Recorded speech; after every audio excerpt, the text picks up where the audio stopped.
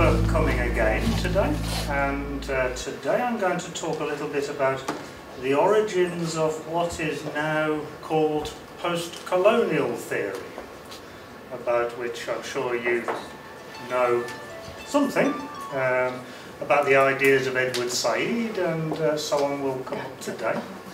However, what I'm going to try to show today is that those ideas that are now very popular in the West in particular, in Europe and the United States, many of these ideas actually began in the Soviet Union. And there are direct links between them. And this has some connection with Bakhtin, but not a very obvious one, but I'll try to fill that in as we go a little bit. And here we have a picture of, I think this is William Jones, with an Indian Pandit. I was talking a bit about the beginnings of modern philology, and the philologists who went to India and came away and developed the idea of Indo-European philology, and the idea that European languages were all related to Sanskrit and so on, and how this was actually bound up with the history of colonialism. Now, I know some students here today are trained to be translators, and quite often people think about translation as a rather innocent profession, but actually it's a profession that has a long history and is tied up with colonialism very closely. And these have had very important effects on the development of how we now conceptualise things. So questions of translation will come into what I'm going to talk about today, as we see that's happening here. So, first of all then, whoops, that's the wrong one.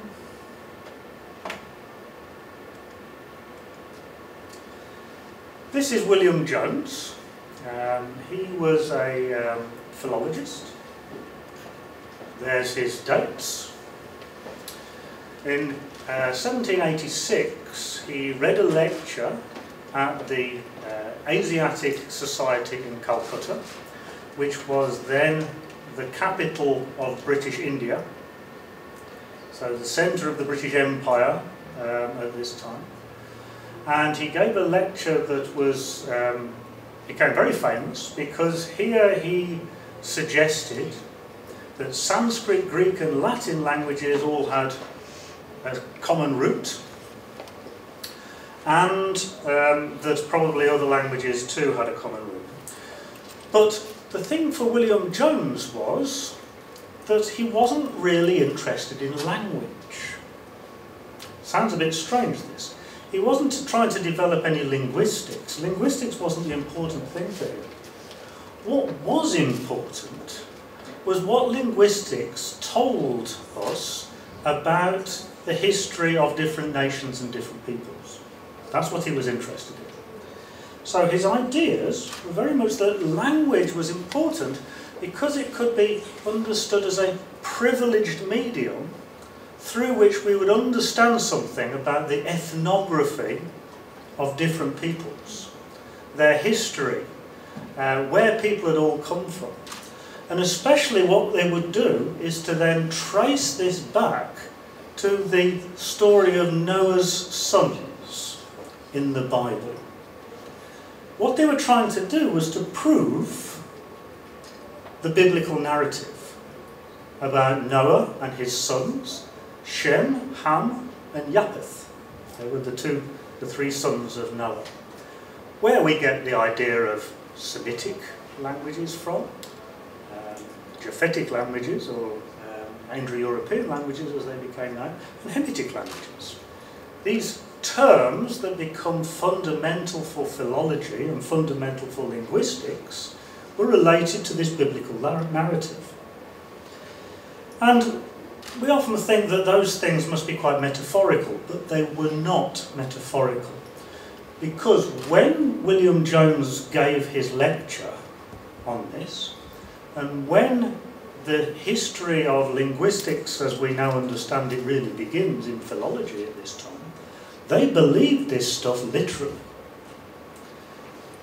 In the English-speaking world, and this was not only in the English-speaking world, but one particular version of this narrative in the English-speaking world came from a certain Bishop Ussher. And Bishop Ussher argued that the world was 6,000 years old. No more. How do we know that? Well, how many generations can we count in the studies in the Bible? If we count them all, that means that the world is no more than 6,000 years old. And that meant that the Tower of Babel, from which all the different languages of the world, the story from which all the different languages of the world came from, that happened only 2,400 years ago. So everybody before that time spoke the same language, the language of the Garden of Eden. And that creation took place at something like 4004 BCE, or Donashari. Okay, so this is what they believed. This was established scientific fact until the end of the 19th century. People believed this stuff. And it's really important to understand that philology begins in such a way that it's linked fundamentally to the narrative of the book of Genesis. Okay? So comparative philology, as it develops, comparativistica, I think it's often called in Russian, Philologia. These people are some of the most famous there, the Schlegel brothers, Wilhelm von Humboldt, Jakob Grimm, all of these people, very, very important in the development of linguistics. And they did some very important work showing with technical means the ways in which these different languages were related to each other and how they had developed. Okay, so all I'm saying is not to denigrate these people as scholars. They did a lot of important scientific work. But behind the way they conceptualized everything was this biblical narrative. So, this axiom then, that they took for granted right from the very beginning, they set out simply, they assumed a narrative, and then they worked out according to this. But one is that there's a fundamental connection between different languages, and if there's a fundamental similarity, that is because they have the same origin. That's something they assumed. And this was based on the biblical narrative, right up until the late 1860s. It was all based on that notion. And what they did when they wrote their very technical linguistic works, often they just didn't mention this biblical narrative. And often when they were asked about it, they said, "Oh no, I'm a scientist, I'm only dealing with facts." But it was there. It was there at the base of the work of what they were doing. And so the important thing to recognise about philology is that it begins with a very close relationship to religion, to Christian religion in particular. Philology was the first academic discipline that was endorsed by the Church. The Catholic Church and the Protestant Church, both very interested in philology because all of their discussions about doctrine depended upon how you translated certain things from Hebrew and Greek. Yeah, so lots of things were related to this. So questions of translation had a very important ideological and political charge to it.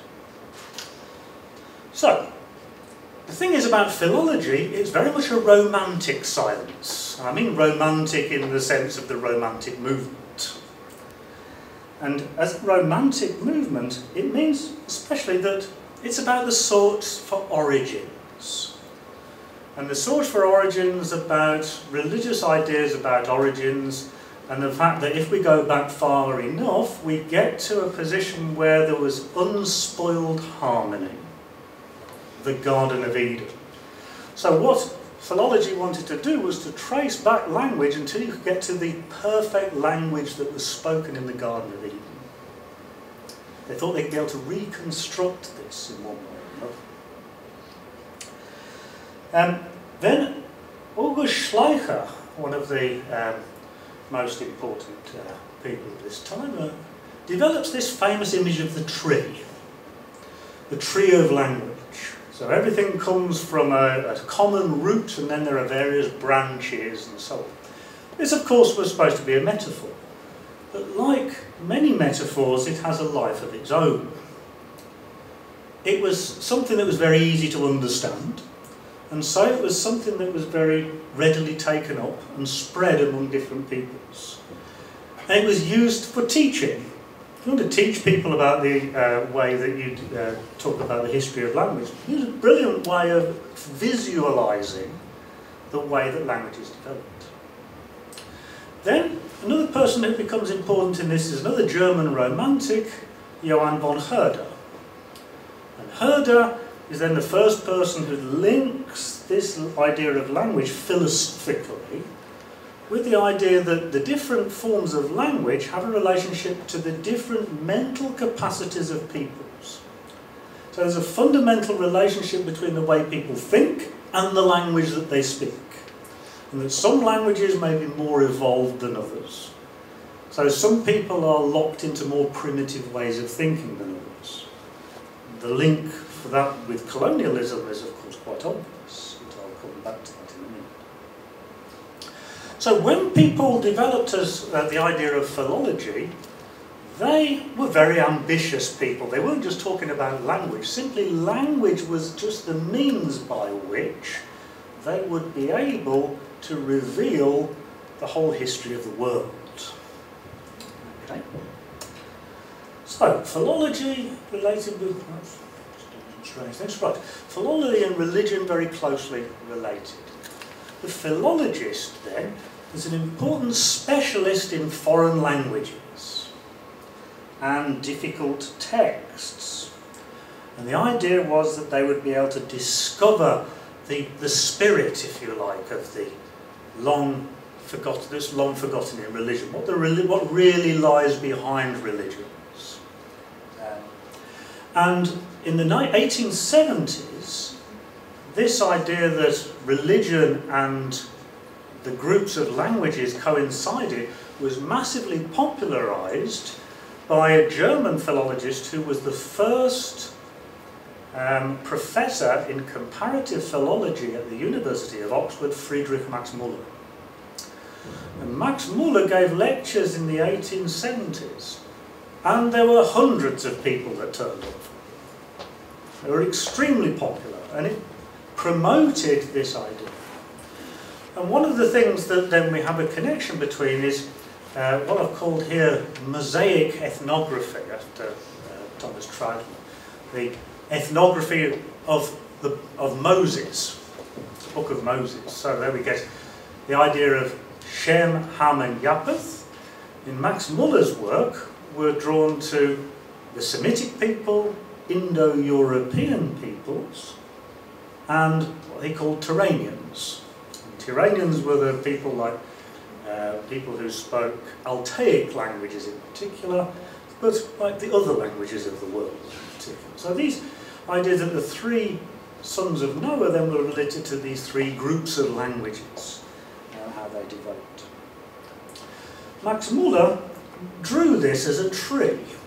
Now I haven't translated this because it would be horribly complicated, and I think the words would be very, very similar in Russian anyway. But one thing these are the different kinds of languages that he said, and they come out from roots. Now, just things to point out about this. What you've got here is a link between the social evolution of peoples, stages in their social evolution, and stages in the evolution of language. Okay, so social stages of evolution and language evolution.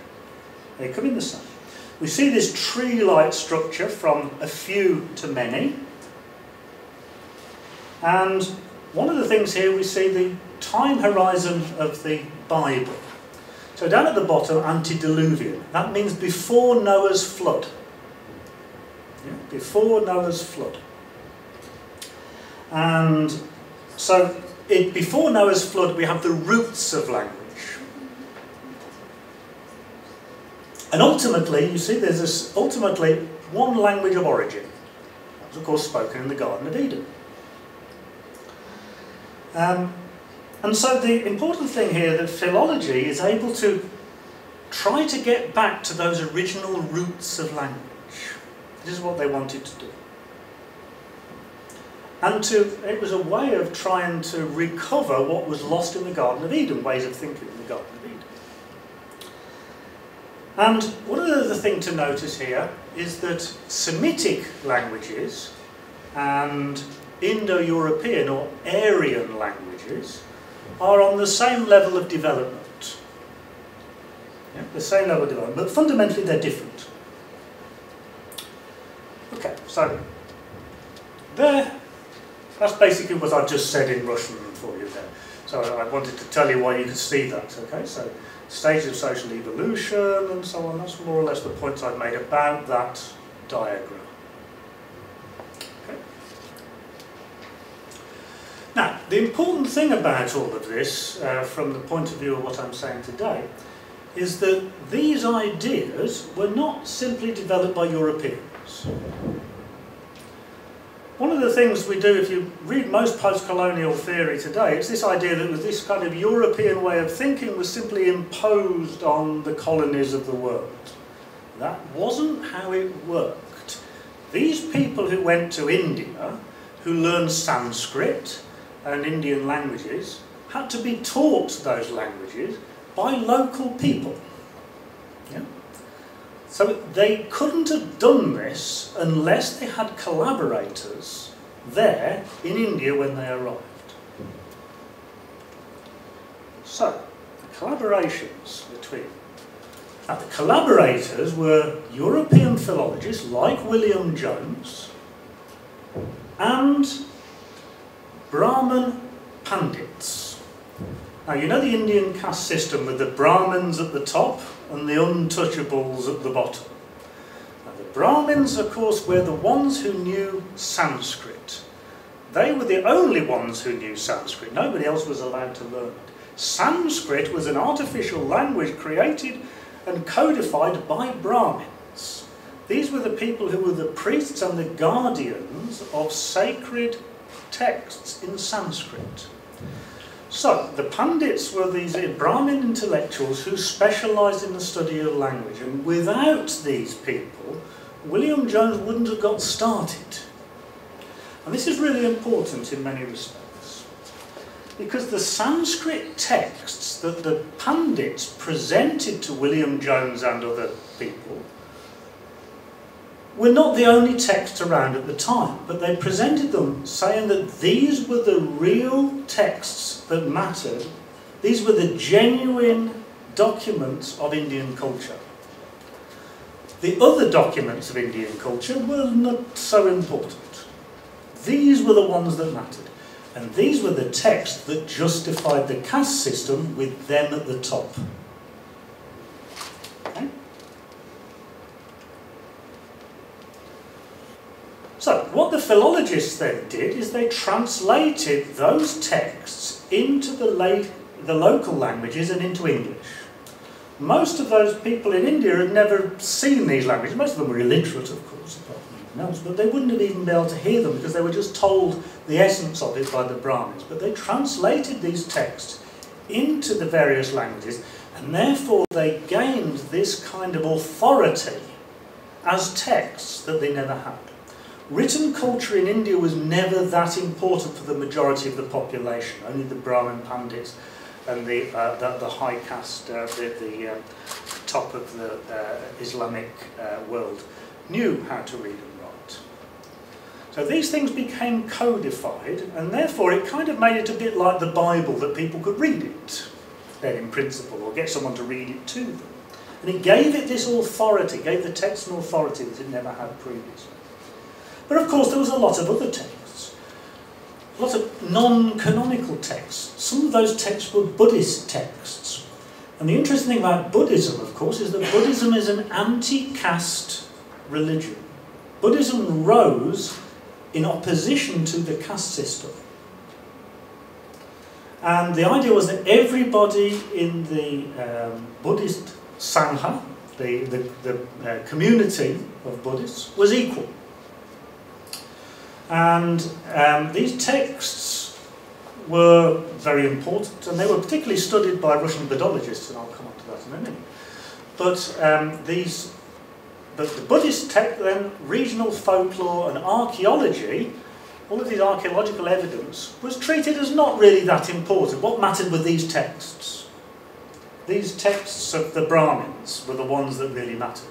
And they were fundamental to the whole development of philology and to the dominant culture of India.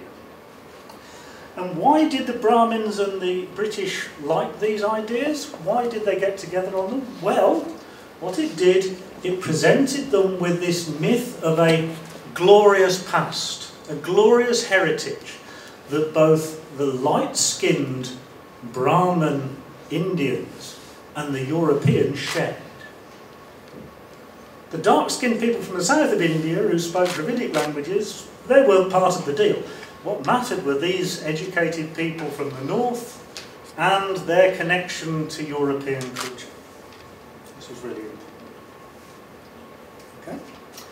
So then, what develops in philology is this well-known dichotomy between Aryans and Semites. So, how do they contrast with each other? Well, Aryans were held to have conquered a huge territory. They were heroic. They went forward and spread across the world in all sorts of ways. They developed a certain polytheistic dynamism. So if we think about the ancient Greeks, they have all their myths of the gods and so on. If we think about the Norse peoples with all of their gods. So they're all Indo-European peoples who developed these forms of imagination that were very dynamic. And this was important in the development of European culture, they understood. Often it was said that these are the people who had invented mythology, had invented art, had invented science. So they played this really important role in all of world history. They'd driven mastery over time and space. They'd conquered huge areas. And now the imperial powers had inherited that dynamism. So British and French colonialism in particular was inheriting these forms of Indo-European culture. And this was unlike the Semites. And the problem with the Semites was that they'd remained where they were. They hadn't gone anywhere. They'd been locked into their own languages. They hadn't developed at all. They'd clung on to these forms of monotheistic religions, Judaism and then Islam. Christianity, of course, was more complicated. I'll come on to that. And the idea was that because they'd remained all in one place, they were kind of stagnated. They were outside of the general historical process. And the important thing was that they then started to present that Christian ideas really didn't come from Judaism. Rather, they came from ancient Aryan religions, from the ancient Indian religions, where there was a pure monotheism that existed before then. And it all got mixed up with anti-Semitism at the end of the 19th century in particular.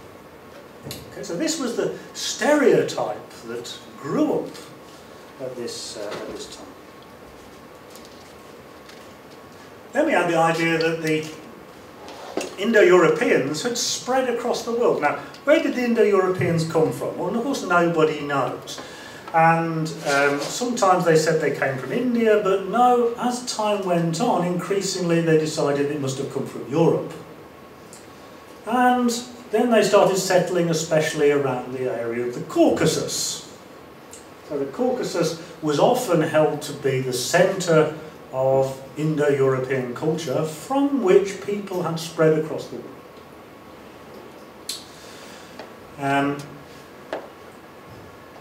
there were all sorts of people who also believed that the Indo-Europeans had come from some polar regions, and that's because they were tracing the origins of terms for trees, and that looked like the Aryans must have come from the polar regions. But the important thing was, of course, they were white.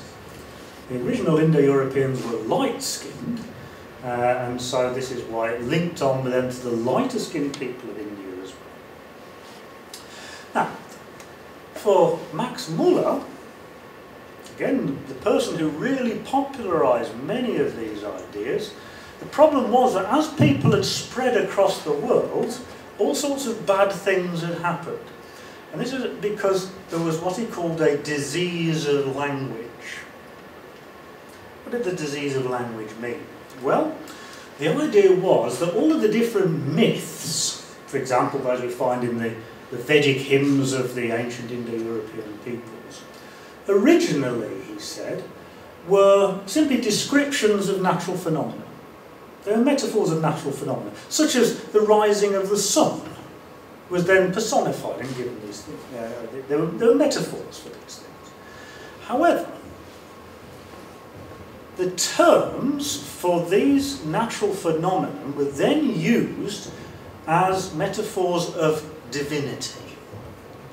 So this is how we got the idea of polytheistic gods from it. This happened as they spread across the world. And this was later, people forgot where these ideas came from, where these terms came from, and then people started to believe that these gods were real. So rather than simply metaphors, they started believing in these things. And these became the names of spirits or demons, for example, that were applied to God or taken as gods themselves.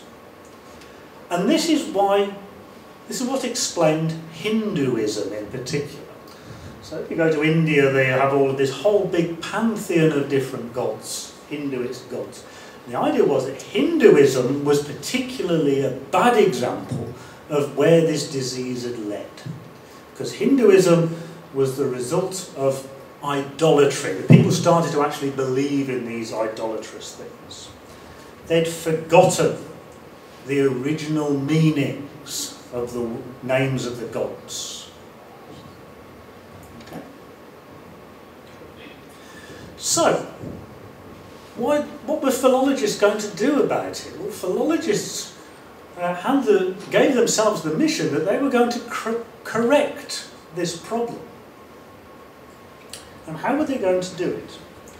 Well, all Indo-European languages had been affected when people had migrated, and where the different languages had gone off into different branches and directions. But one thing important had protected the cultures and the mentality of the peoples of the West, and that was Protestantism. This was what Max Muller argued.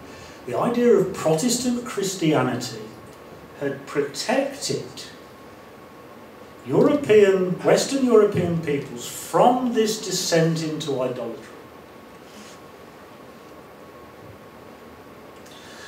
Now, what philology had to do was to recover these original meanings. And this would remedy the problem that came from the Tower of Babel. You know, when they shot the arrow in the air and everybody went off with different religions, so they're different names. So what you need to do, it would correct this problem, we'd get back to understanding what the real meanings were, and then everybody would become a Christian. That was the idea, I suppose. So what philology would do would take this dark, obscure language of myth and replace it with a transparent, rational language of science. This is what philology was supposed to do. This was the mission of philology. What philologists set out to do. No one can say that they didn't have ambition. They clearly did have ambition. But fundamentally, then, you have the Europeans going back to India to civilise them by bringing and revealing what was really at the base of their cultures.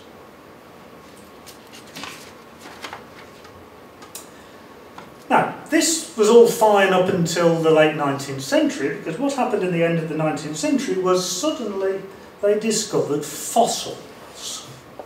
And fossils showed that the world was much, much older than 6,000 years. And it became impossible to understand it. So now they had to start to understand the stories of the Tower of Babel as kind of metaphors, rather than understanding them literally. So what you have is the replacement of this biblical time frame with an evolutionary time frame. So the world is much older than it seemed. So this, you'd think, was a step forward, but unfortunately, in many respects, this religious ideology simply became replaced with a racial ideology.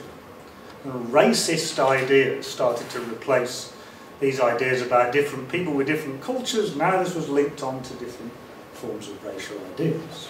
Especially in Germany, as we know, by the time it gets to the Nazi period, this has become especially nasty. So, this was some of the main ideological forms of Western colonial ideas in the 19th century. And a little bit later too. Problem was, in Russia, they didn't really find this very attractive idea at all. For Russian Oriental studies,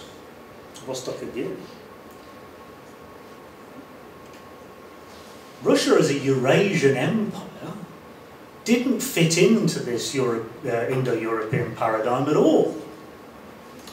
And it didn't fit in because all it did was to turn Russia into simply some kind of bridge across which these people had migrated from the west to the east, bringing their cultures and so on with them. Rather, one of the things that becomes dominant in Russian Vostokovidenia as it starts to develop is the idea that the Russian Empire is a kind of sphere in which different national cultures, including but not limited to Indo-European cultures, all kind of mix up with each other and interact with each other, and that what is distinctly Russian comes out of that particular integration.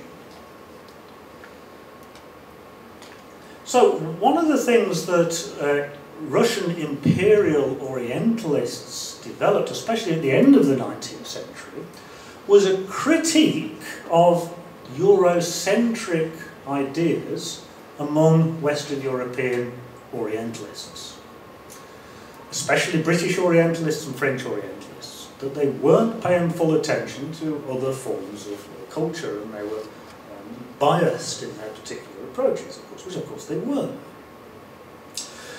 So they started arguing that this stereotype, that you get the progressive West against the stagnating East, was simply unacceptable. And this, of course, has a central place in this discourse of what Edward Said now calls Orientalism, this idea of this stereotype of West and East. But what Russian Orientalists had to do, therefore, was to supposedly study Russia's own Orient. Because, of course, with the expansion into Siberia in the 19th century, all of these different kinds of people needed to be studied. And instead, and this is the time that we start to get the development of positivist ideas in science, so especially the use of natural science metaphors to talk about human sciences. So what they particularly wanted to develop was this idea of some sort of universal law of the evolution of societies that had to lay at the basis of cultures. It's developed especially in the 19th century. It's developed by Auguste Comte, but then it becomes something developed especially as far as the studies of the East goes, by Russian Orientalists. Now in philology, one of the most important people here was Alexander Nikolaevich Vysolovsky, founder of comparative literature and so on, but what Veselovsky argued was that this old kind of philology that had been developed by Max Muller and so on,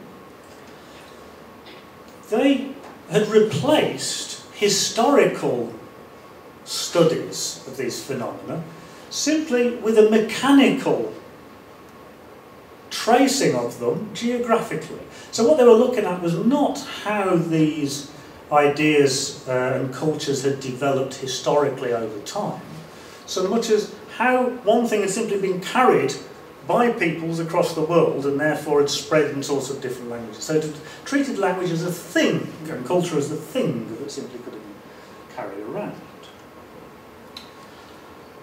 Then, one of the things that Veselovsky did was that when Indo-European philologists tried to trace lexical units, how different lexical units had travelled across the world. And what Veselovsky wanted to do was look instead at semantic patterns. So the way that different stories may have travelled, the way that different complexes of ideas have travelled over time. Now, one of the things they argued is that, okay, we might just find the same units of language in different parts of the world, but that doesn't prove that one came from the other. This isn't something that Veselovsky thought up, by the way. This was Andrew Lang, one of Scottish actually, opponents of Max Muller argued.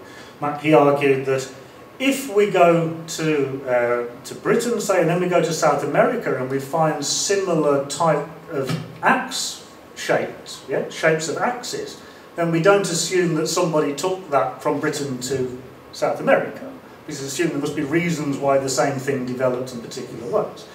And Veselovsky read Andrew Lang, incorporated this into his idea. So the fact that you find similar lexical units doesn't necessarily mean that one came from another. It simply means that they may have just emerged in the same place because of different, the same psychological processes. And what Veselovsky then wanted to do is to concentrate on metaphors and structures of plots rather than simply motifs and things like this. And he argued as well, what was important, that if people borrow some kind of semantic unit from another people, that has a significance that means that there's some kind of convergence of ways of thinking that has taken place there. There's a reason why they want to accept it. They don't just accept it as a passive recipient, rather they've actively selected and taken it. Okay? So this is Veselovsky. I'm not going to say any more about Veselovsky, but I couldn't really avoid him. Rather, I'm going to go and talk about Vasily Bartold. And Vasily Bartold, great historian of Central Asia, central important figure in late 19th century imperial Oriental studies. Now, Vasily Bartold argued that one of the problems with philology, with positivism and so on, is that it had concentrated too much on European cultures. Rather, he said, what we have to look for is a pattern of evolution that is universal to all societies and all peoples. And that evolution is, this is simply a narrative of globalization, that gradually all languages and peoples are coming closer together. They're intersecting with each other, and you've got an ever greater convergence of more societies with each other. So you don't have societies that are separated from each other, they're converging together. Now, this is what Bartold argued. You know, this is probably where you've been told this is a Marxist narrative. There's nothing Marxist about this. He wasn't a Marxist. This is a purely positivist narrative. Now, and this was, in Russian case, absolutely in support of the Russian Empire. Think about this. This is Bartold. The sooner a people with a lower culture are assimilated into a state with a higher culture, then the better it will be for them, because they'll be then brought into the process of human development, of cultural exchange and human development. So this is a different kind of imperial, colonial narrative that you find in Russia at this time. Very much a colonial narrative. Think about this. Why is Oriental studies important? This is Barthold again. The peoples of the East will believe in the superiority of our culture, i.e. Russian culture, when we can show them that we know them better than they know themselves. So we need to study their cultures, write about them, and that will mean that they will then accept our culture, Russian culture, as superior to their culture, i.e. the culture of Central Asia in particular. So this is why he was arguing that the Tsarist Empire must support Oriental studies. This is what he was saying. So this was the narrative being developed. Unfortunately for the Russian imperial system, 1905, the Russian fleet is destroyed by the Japanese fleet. And Port Arthur falls to Japanese control. This was an event of global significance because it was the first time a major European imperial power had been defeated by an Asiatic power. So all of those Eurocentric assumptions about the superiority of European cultures over the cultures of the East now came into question. And one of the things that happened is that the various national minorities within the Russian Empire, but also elsewhere, started to believe that we haven't simply got to accept European rule. And so this was the defeat of the Russian fleet in 1905 was celebrated in many Asian countries as it meant that for the first time now they would be able to assert their own independence, their cultural independence, if not their political independence. And it was at this very time that the national question and the language question became central for revolutionaries in Russia at this time. So before then, really, these questions about national liberation, except for questions of Poland and Finland and so on, have been fairly marginal. But now they became really central questions for the revolutionary movement. And here's Lenin writing in 1905 then. Japan, in 8 months, has done what it took Britain and France a whole year to do when it took Sevastopol. Okay. And then he puts it прогрессивная передовая Азия нанесла неполноправный удар страны и реакционной Европы. Okay, so this was reversing the hierarchy between Europe and Asia at that time. Then, of course, the revolution happens. So what you get is the destruction of the Russian Empire, the discrediting of the whole idea of empire comes along with the revolution. The USSR, as it formed at the beginning, was at least technically a voluntary unity, a voluntary union, technically at least, at the beginning. What then comes, of course, is this notion of colonization, or indigenization of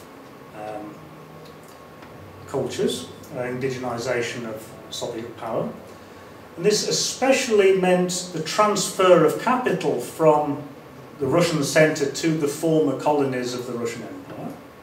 very significant in the 1920s shifts of capital and infrastructure to the east at that time.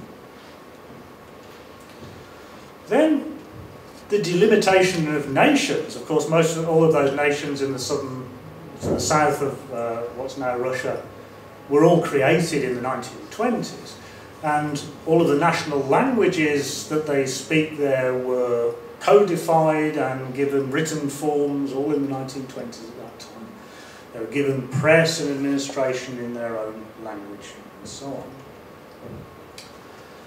And the important thing was that now, whereas previously nationality and ethnicity had seemed to be something natural that had then grown into different nation states, now nations, national languages and national cultures are revealed to be actually the product of political action. So what comes first is the state, and then the sense of nationality, then the sense of having a national culture and a national language, not the other way around.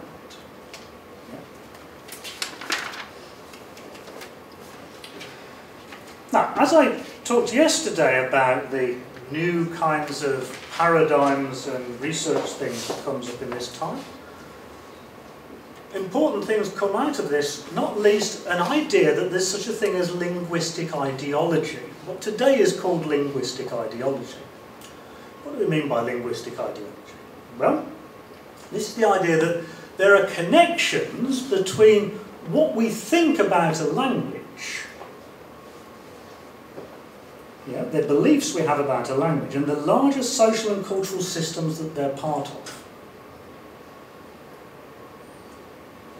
So we perceive language in a particular way because of our history, and we regard it to have certain significance. And that ideologies about language are important in the use and development and to justify certain types of political rule. And central to this is something that was central to those early philologists. If you remember, they wanted to study language because they thought by studying language you could study where that people came from, who that people were. And so central to that was an assumption. The assumption was that there's a single language and a single people are somehow connected. Some reason that those things have to be identified. Now that's an ideological point of view. Historically, it's far from clear that most people spoke a single language. Quite often they would go to market and speak in one language, then they'd go to church and speak in another, then they'd go and buy and sell something from somebody else, and they'd speak in a third language. So they would not have a single language that they would speak a whole range of different things. But this idea that there's a single language and a single people, a single language, a single ethnicity and so on, is an ideological position. And this is something that we start first to really is recognised in Russia after the revolution. But this idea, of course, that there's a single language and a single people was exported through colonialism, spread around the world by the different colonists that went there. And one of the things that comes out of this is that ideological factors are absolutely central in drawing boundaries between languages and also boundaries between disciplines. Slavyanovidение, for example. It's an ideological construction. Where's the boundary there? What is a language? And what is a dialect? What makes the difference between a language and a dialect? I don't remember who said this first, but of course the reality is this, that a language is a dialect with a state, an army and a navy. The difference between a language and a dialect is not a linguistic difference, it's a political difference, an institutional difference. Okay? So all of these things that we usually accept as kind of given and natural are nothing of the sort. So with this, really a whole new directions of research become possible. And in the 1920s, one of the reasons I'm so interested in this is because it's the first time there are real investigations into the social stratification of language. The languages of different social groups vary, and how you would study that in any kind of systematic way. That's the birth of sociolinguistics. Happens in the Soviet Union in the 1920s. People like Yevgeny Polivanov and so on are central to the development of this. It leads, of course, then to Bakhtin's ideas about raznarechia and this idea of different social discourses and so on. This grows up out of this kind of research that's taking place at the time. Then there's a lot of studies about what the relationship is between standard and non-standard forms of language.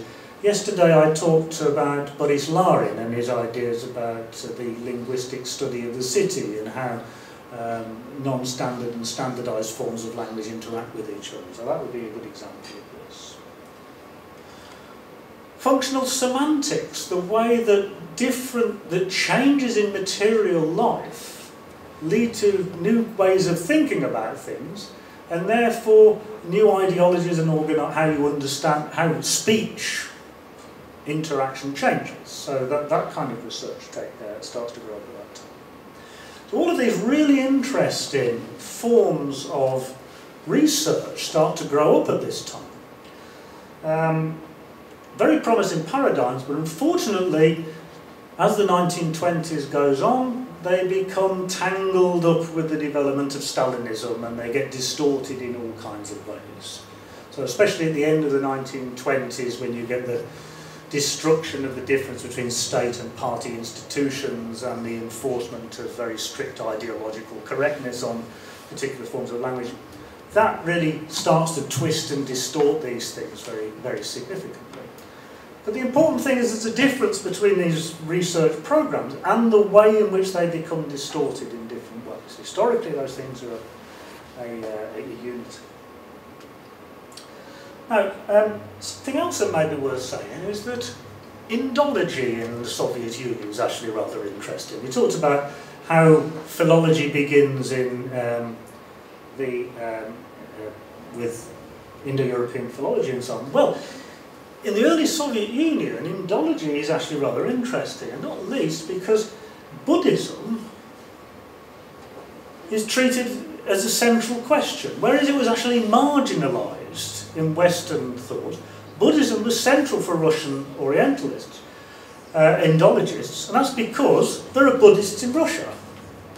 So the idea that there's some kind of connection between these traditions in India and traditions in Tuva and Bukhara and these kinds of places here, where there are Buddhist minorities, this needed to be studied. And one of the things then, Buddhism, when you look at the works of Fyodor Sherbatskoy and the people who came out of that, didn't treat Buddhism so much as a religion. They treated it very much as a philosophy, and especially an atheistic, rationalist philosophy. Buddhism is an atheist religion, if you can imagine such a thing. It is. But the thing is that Buddhism grew up in opposition to the caste system, and the reason it criticised the whole notion of God and the whole idea that social positions were given divine legitimacy, Buddhism was developed as a way of challenging that. That was something that was particularly developed in Russia at that time. Now, one of the things I find going to India rather a lot is that actually a number of Indian anti-caste campaigners who were campaigning in the 1920s against the caste system in India became Buddhists, and they came to the Soviet Union to study, especially in Leningrad with Fyodor Sherbatskoy and so on. They were invited, they studied at what was called the Institute Buddhistской культуры in Leningrad. Some really interesting, important people did this. They came to the USSR in order to be able to do this. They tried to combine Marxism and Buddhist philosophy. They thought they could really do this because it's an anti-caste doctrine, it's an anti-class doctrine, it's atheistic, It's dialectical. One of the things that Buddhism is, it's very, very dialectical, because for Buddhism, everything exists in the process of change. Okay, so they came here, but this whole sphere was destroyed in the Stalinist repression. 1937, almost all of the Leningrad School of Buddhology, which was the most foremost school, had been destroyed in the Great Purge of 1937. Except for Fyodor Sherbatskoy, who was already rather old. But most of them were just destroyed at this time. What also was destroyed was the relationship between the anti-caste movement and Marxism in India. A very interesting sphere of an interesting sphere of investigation, I think. So, criticisms of the ideology of philology grows up very swiftly in the Soviet Union this time. Again, it becomes tangled up with the rise of Stalinism. And nobody more important in this than the ideas of Nikolai Yakovlevich Marta. And there he is. Interesting character. Students today probably don't study anything about him, or if you do meet him, it's usually the idea that he was some kind of crazy guy who believed that all languages came from 4 primordial phonemes, which he did believe at the end of his life. He was the son of a Scottish gardener who was in his 80s when Ma was born, and a young Georgian peasant woman. And they shared no common language. It was a rather odd history for him. And he grew up in Georgia. So anyway, Ma developed his idea of Japhetic theory. Now remember, Japhetic theory and Japhet, the son of Noah. Important. Now what Ma argued was some rather important things. He argued that Indo-European philology, as we have seen, was a product that's based on colonial rule. Well, it was, clearly. I think that's without domination. But it was something that was ensnared in colonial myths. So while it decided to present itself as a kind of rationalistic explanation of things, it's actually just caught up in its own colonial mythology. And what the things that it involved was study of written cultures and the marginalisation of oral cultures. And this was very important for Ma, because Ma, of course, was from the Caucasus. They said that Indo-European cultures began in the Caucasus. So what happened to all of those other peoples, the Migralians speaking languages and so on from the Caucasus, that simply weren't studied because they weren't written cultures? So Ma thought that philology especially developed this bias. True enough. And he argued that this deliberately obscured the contribution of colonised peoples to world cultures, because it didn't study spoken cultures, it marginalised them, treated them as primitive. Therefore, the contributions that these people had made to history were marginalised and distorted. And it's quite interesting that Ma's ideas about this were very, very similar to the colonial ideas in India at that time. So, Indo-European philology and then Ma's ideas, if we look about this, were all based on this idea of the Aryan invasion, that the Aryans had invaded Europe. So, in Indo-European philology, the idea was that Indian civilization was a result of the conquest of light-skinned Aryans, of dark-skinned Aboriginal peoples, and that this had happened with a single invasion, and that this had led to the formation of the caste system, where everybody was kind of mixed together but separated. They were separated into a hierarchical form.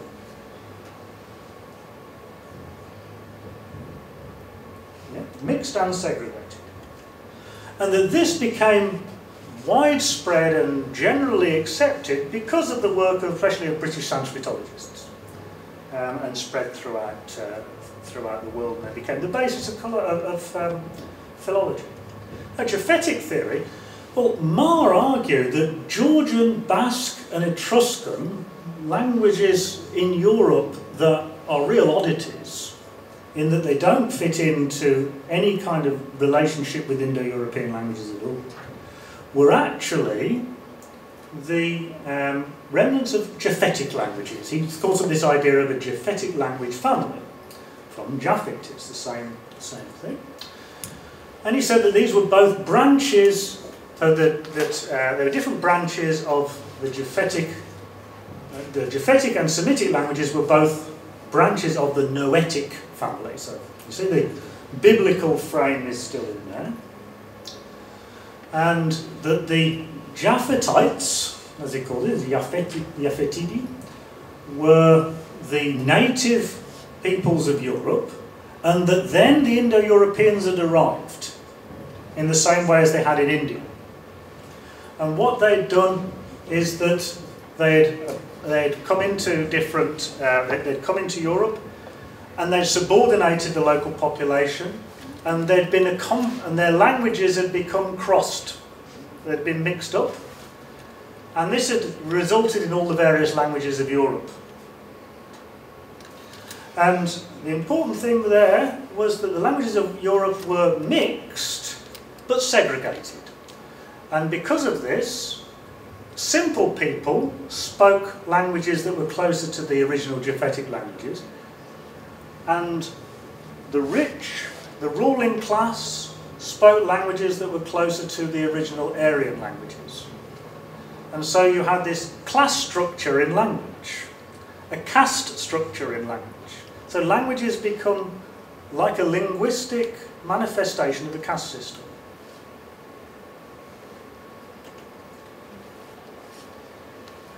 And so what Marr argued was that basically that it was the achievements of these Japhetites, the original inhabitants of Europe, that had simply been stolen by the Indo-Europeans when they'd arrived, and then they'd presented their own, the Japhetites' cultural achievements as their own. So it's this narrative of colonialism. He uses in this way. He was very bad about providing any evidence for any of this, but then the evidence that was provided for the Indo-European, for the Aryan invasion, was based on mythical texts and not on any kind of archaeological evidence. Now, the idea of an Aryan invasion is not well accepted. There's simply a series of migrations seems to be much more likely. Okay, so this really interesting idea in many respects, but this became very closely tied up with Stalinism. In 1923, Marr then comes out with what was called the New Theory of Language, 1923, and now Marr first starts to talk about Indo-European philology. If you know anything about Michel Foucault, he talks about the idea of power knowledge, that particular types of knowledge are simply manifestations of power. For Marr, Indo-European philology was simply a manifestation of power. It was simply an ideology of colonial rule, very much like Foucault's ideas. He says at one point that Indo-Europeanism there is flesh and blood, the expression of bourgeois society built on the oppressed peoples of the East by murderous colonial politics of the European peoples. Okay, so all of Indo-European thought then is simply an expression of colonialism. Now, what Marr was arguing was not that simply the way that these things are interpreted and generalised were ideological, rather that the very techniques that were used by linguists are themselves ideological. So he wasn't prepared to say, okay, there's some technical work here that makes sense, but then there's this ideological generalisation on top of it. That would have been reasonable. But he didn't do that. He just said, it's all ideological justification. Okay. So, and one of the things that Marr did then, he simply turned the tree upside down. So the languages, therefore, are not evolving from, he said the languages are evolving not from single to many, but from many to single. It simply inverted the same idea. And so what you're getting is the crossing and the emergence of different peoples and nationalities and their ideas about each other. So this formation of a single idea. Now, then he just stuck on top of that a load of Marxist rhetoric. There was nothing Marxist about any of this. Marr was a 19th century imperial Oriental studies person. These ideas are the same ideas as Vasily Barthold, applied to language, and then simply taken to an extreme. So this idea that there's this kind of law of convergence of peoples, it was there before there was any kind of Marxist rhetoric that was put on top of it. But he started using Marxist rhetoric because then he got support and he got money for his institutes. Now, he was supported by Stalin between 1932 and 1960, because these ideas were very useful for this idea of socialism in one country.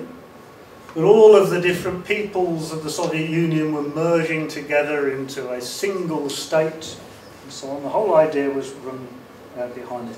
1930, Stalin speaks at the 16th Party Congress that all languages and cultures are merging together.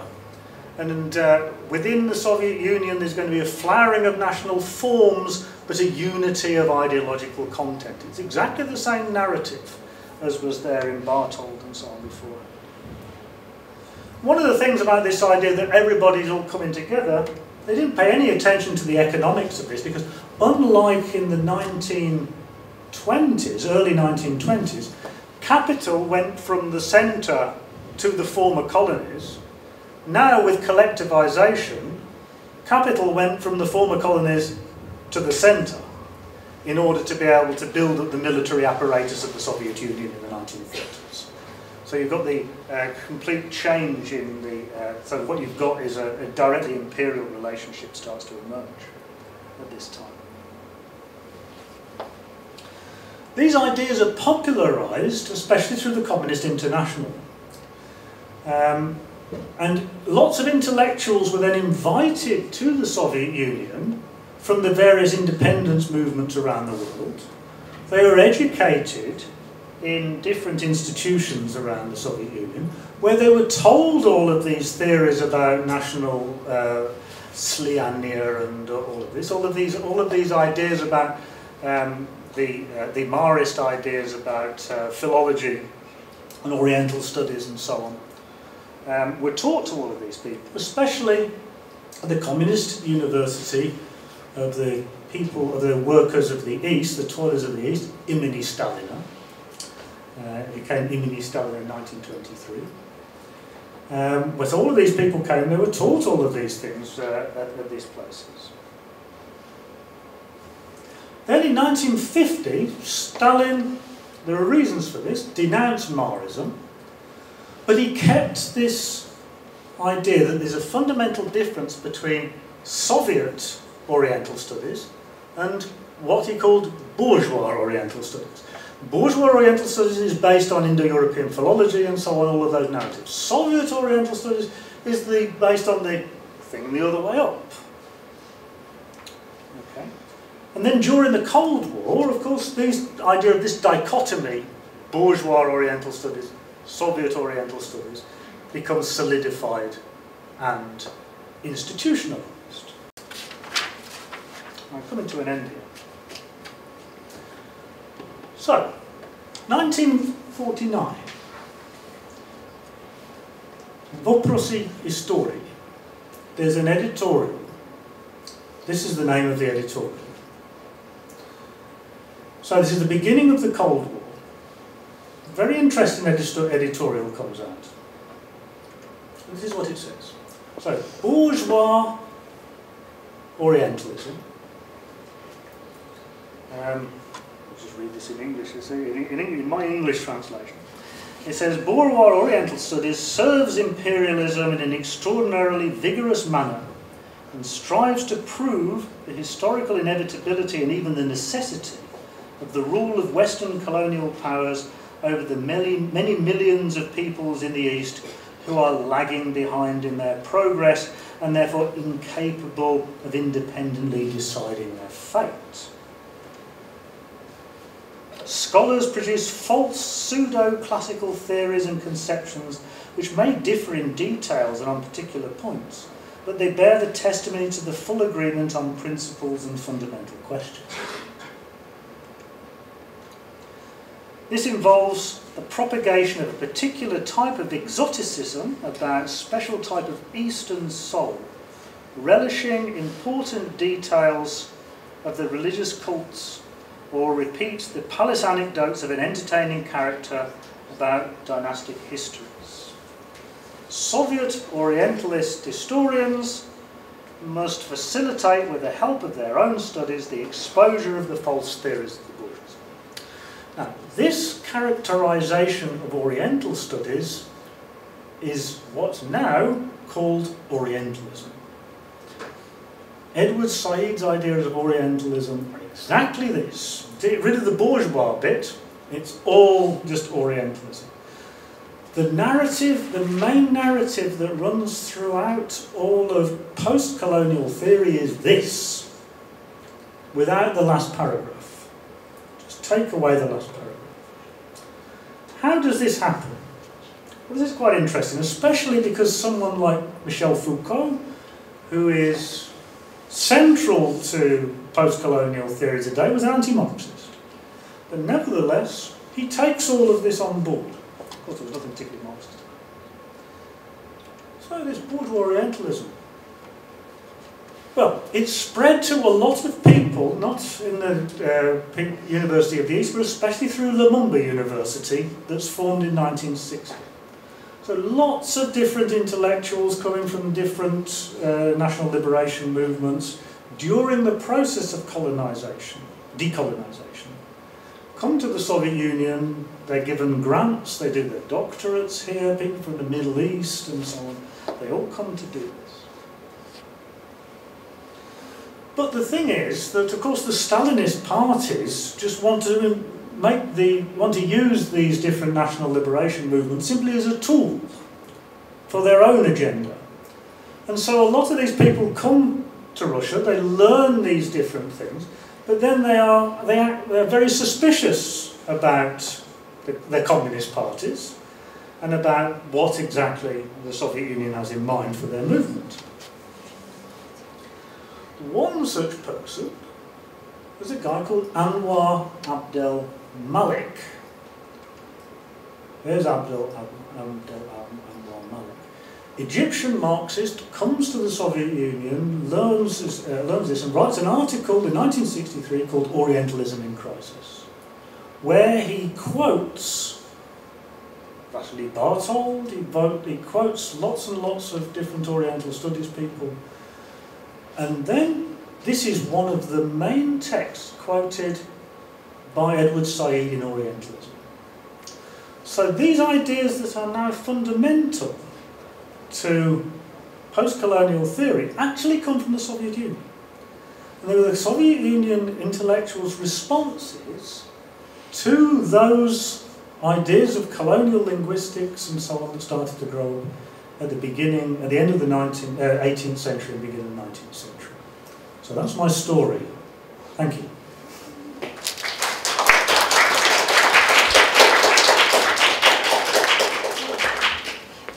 Ну, во-первых, поблагодарим уважаемого профессора Крейга Брэндиста за прекрасную лекцию и за взгляд на вот эту новую идею с совершенно неожиданной стороны. И, пожалуйста, может быть, комментарии и вопросы.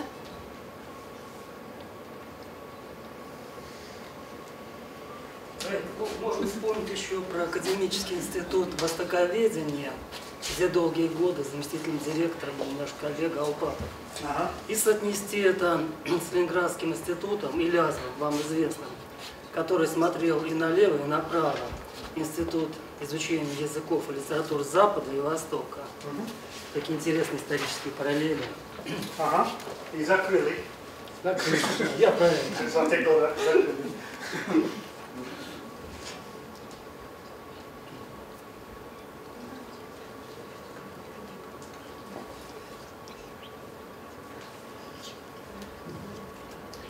Еще вопрос в таком случае. Скажите, пожалуйста, для Великобритании, вот Россия и все прочие страны, это вообще Восток? Да. Только в риторике холодной войны. Россия это не Восток, это не Запад. Ну, чисто географически, согласитесь, да? Географически, да. Конечно, что такое Европа, что такое Азия, конечно, нет никакого объективного видно это. Это просто конвенция, где границы, да?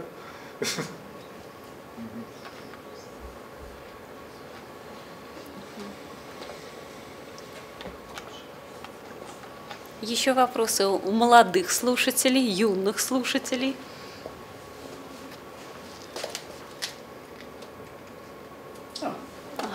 Эдвард появился.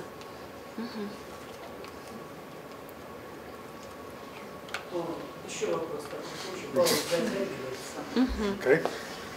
Как вы считаете, распространение английского языка в современном мире, когда он более чем в 50 странах является государственным или одним из государственных языков, не является ли рефлексом какой-нибудь колониальной политики? Конечно. Конечно. И экономические силы США. Ну, престиж английского языка это, конечно, основан на политической и экономической власти США и Британской империи. Конечно, это исторический вопрос, конечно. Крейг, мы вас разоблачили, потому что вы выступали здесь, кажется, на английском языке. Ну, что делать? Я начал учиться русский язык довольно поздно. Крейг, можно вопрос? Конечно. Вот, Китай в данный момент проводит порядка 10 тысяч разных крупных инвестиционных проектов, включая страны Африки, восточные страны Центральной Азии, некоторые европейские страны. И, то есть у них 10 тысяч инвестиционных проектов, общей стоимостью, конечно, ну, прям запредельной. Трансляция языковой нормы, она, как вы думаете, начнется? Ну, то есть, если фундамент экономический станет китайским отношением, языковая норма, как государственный, второй, там, и торговый язык. Конечно, но это, так сказать, современный форм империализма, конечно, это не колониализм, конечно, колониализм Китая только к Тибету. Но это форм, как власть капитала, международного капитала. Но ведь язык не несет в себе никакой экономической выгоды. Ну, то есть, конечно. Африканцы, говорящие на китайском языке. Но, потому что если не хочет китайский капитал, тогда, разумеется, что надо учиться китайский язык, конечно. Разве? Помогает, конечно. Почему всем надо учиться английский язык? Так удобнее. Удобнее.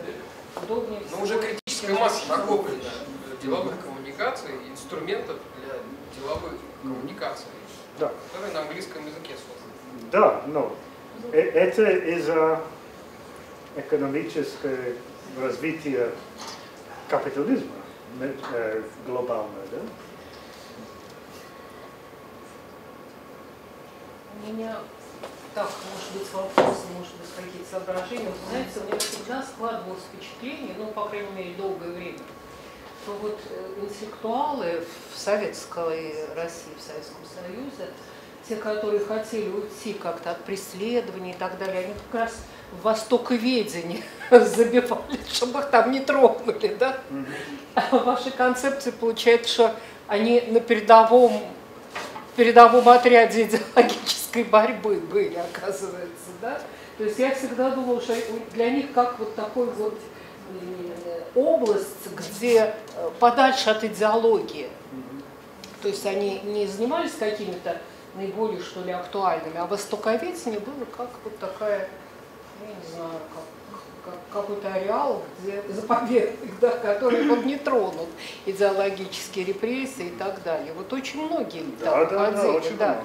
А здесь в вашей концепции получается, что они на переднем плане идеологического фронта выступали.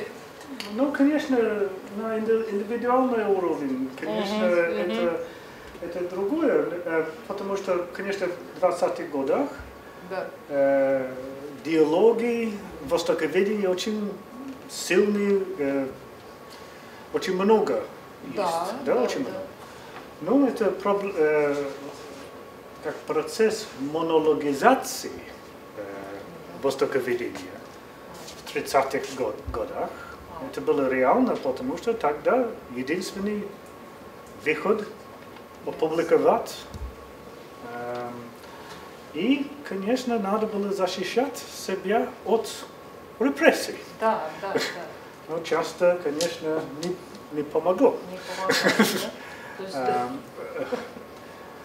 Когда мы смотрим, кого репрессировали, обычно это не специфическая тенденция идеологическая, кроме троцкизм и так далее. Это просто политика внутри институтов. Потому что, конечно, если вас арестовали и сказали, что нам надо сказать, кто вредный, кто вредный в институте, а потом кто-то говорит, но он, наверное. Но это, конечно, становится своя логика. Внутри там. Да, своя собственная логика начинается. Например, я сказал, на литературоведении наибольший формалистов не репрессировали, марксисты репрессировали. Более всего. Но, конечно, и антимаристы, и маристы репрессировали. Никакого просто систематической репрессии специфические идеи. Это не было так, мне кажется.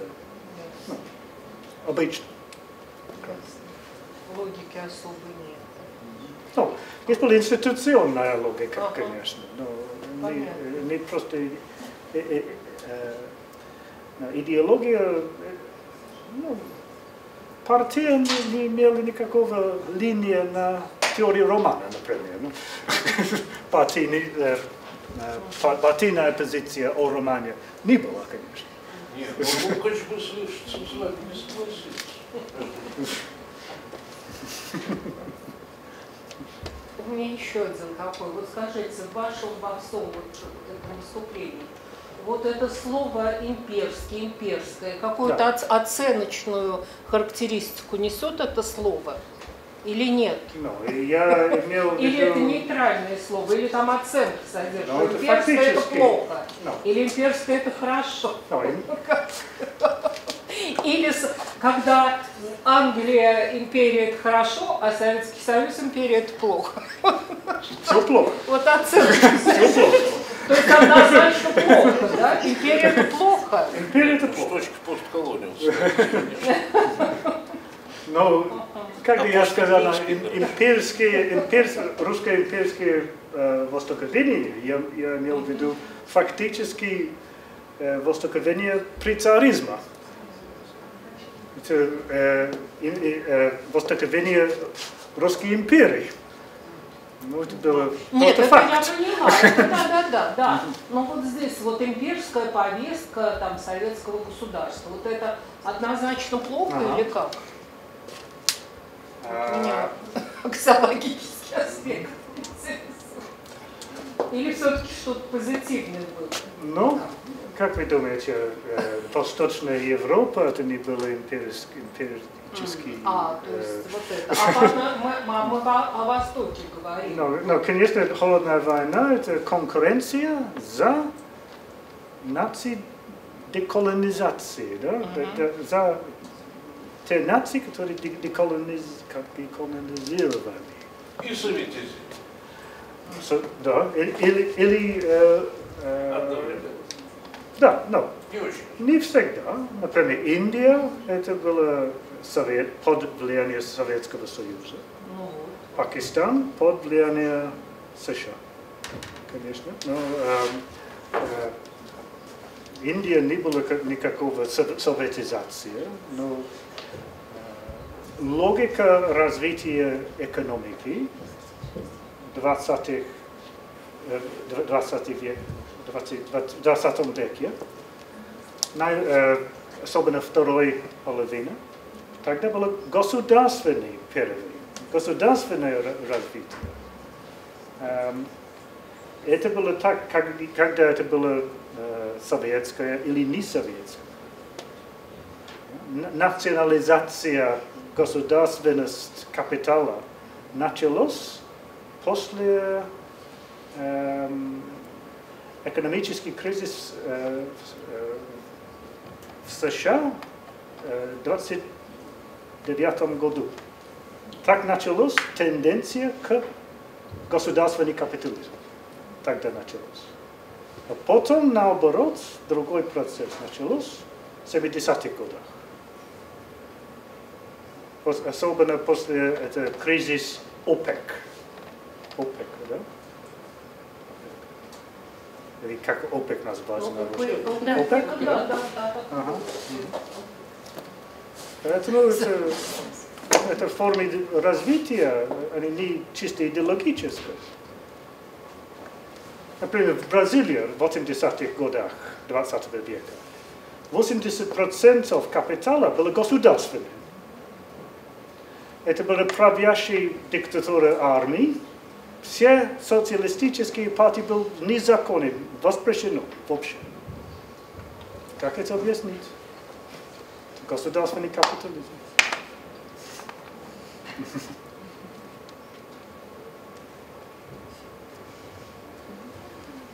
Может быть, еще вопросы возникли? Я хочу вернуться к термину имперский.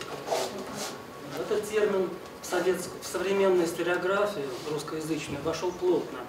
Но вот в работах покойного Валерия Анатольевича Юрченкова, это директор Института языка, литературы, языка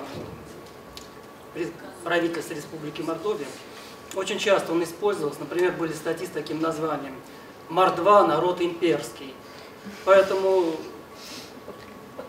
этот термин можно использовать, и более того, вопрос не в словах, а то, что за ним... Нет, я имею в виду вот именно, что за ним стоит. Ну, думаю, что за ним стоит понимание того, что чем больше масса людей, капитала, тем выгоднее для этой цивилизации.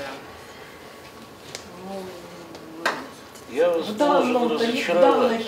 Вы совершенно напрасно об этом спорите, поскольку в данном случае понятие имперский и постимперский — это понятие, стоящее рядом с колониалом и постколониалом, да?